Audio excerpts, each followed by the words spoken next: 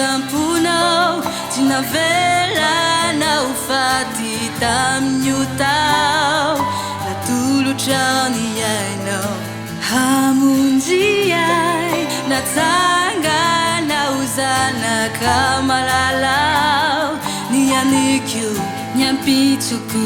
ianao tsesosio babonao lasanao ny foko sy fanay ny saikio ny fiainako resinao na mandeha ao na mitatra miaraka amiko ianao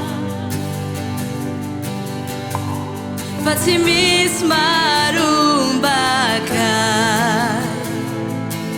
eo an-tananao voafefinao manodidinao ao amin'ny fanahinao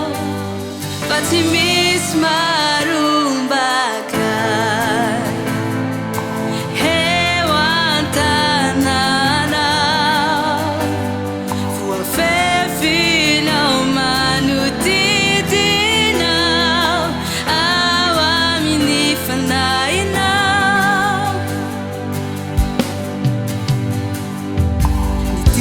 kapukono